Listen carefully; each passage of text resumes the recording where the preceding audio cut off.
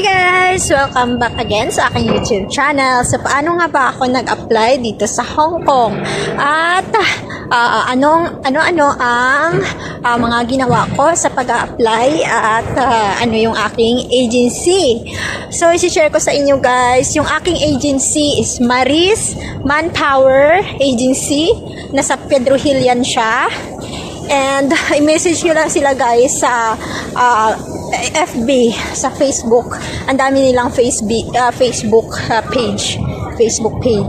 So message nyo lang sila at magre-reply yan agad sila. So kailangan ready kayo pag nag-message kayo sa kanila kasi mag-interview yan agad sila yung mga 1 hour after mong mag-message sa kanila. So ayan, basta Monday to Friday or even Saturday, yun, open yun sila guys. Pero pag Sunday, ayun, hindi. Siguro pag nag-message kayo ng Sunday, magre-reply pa sila, mga Monday pa. Pero may automatic naman na yan, yung magre-reply. Pero siguro hindi kayo mai-interview pagka Monday pa. So, ayun guys. And sa akin, sa part ko, nasa probinsya din ako nung nag-apply ako. So, online lang. Through video call lang. Tapos, nag-apply ako. Tapos, pinaano sa akin yung resume. Tapos, after ng 1 week, binigyan ako ng schedule. Binigyan ako ng schedule guys para sa broker interview. So, meron kaming group na lahat kami mga 8 kami nun yung in-interview ng broker ng isang broker. So, kailangan ready ka din. Pero ako, hindi ako financially ready talaga nung pag-apply ko. Pero, okay lang din naman basta sure ka na pag nag-apply ka sa Hong Kong, meron kang mapagkukuhanan ng financial na mga needs mo or merong taong alam mo na tutulong sa'yo financially kasi sariling gastos talaga yung dito sa Hong Kong. So yun, after nun ng interview, ng broker interview, nakapasa naman ako doon guys. Tapos matagal ako nagkaroon ng employer, siguro mga 1 week ulit na naghintay ako. Tapos nag-message ulit yung sa group namin kung sino pa yung wala pa ring employer. So nag-reply ako, tapos sabi ko wala pa ako. Tapos yun, nagkaroon ulit ako ng isa pang broker. Binigay ulit ako sa ibang group na ibang broker ulit. So yun, okay naman, nakapasa naman ako dun sa unang broker interview. Yun nga lang, hindi ako nagkaroon ng employer doon.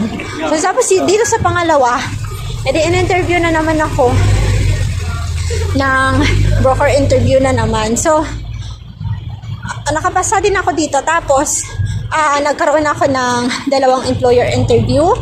And then yung sa pangalawang employer interview ko, yun, dito na ako nakapasa. At kaya kung bakit andito na ako ngayon sa Hong Kong.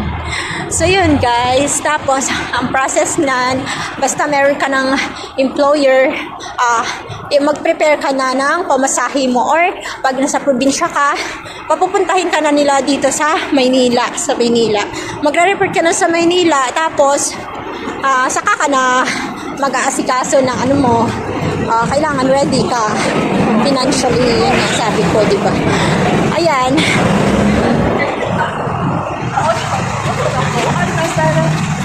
So, natawid ako dito.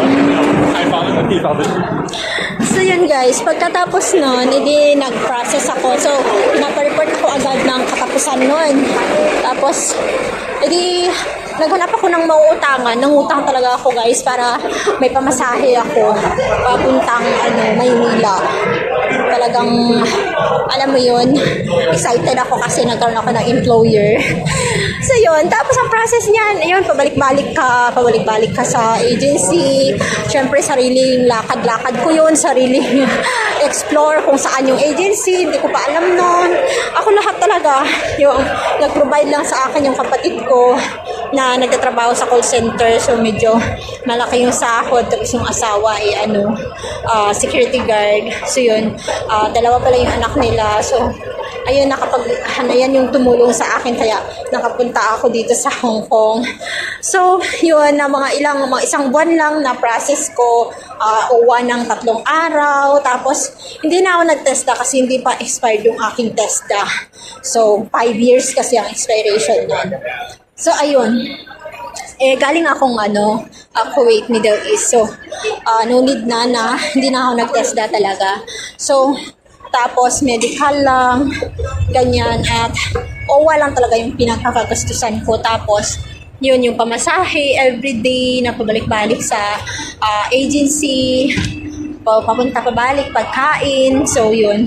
Hindi naman ako magastos pagdating sa pagkain ko kasi sobrang tipid ko na nakakahanap ako ng pagkain na half price lang, half lang yung ulam. So, makakakain ka kahit 35 pesos lang lahat or 40 pesos lang yung nagagastos ko sa aking pagkain.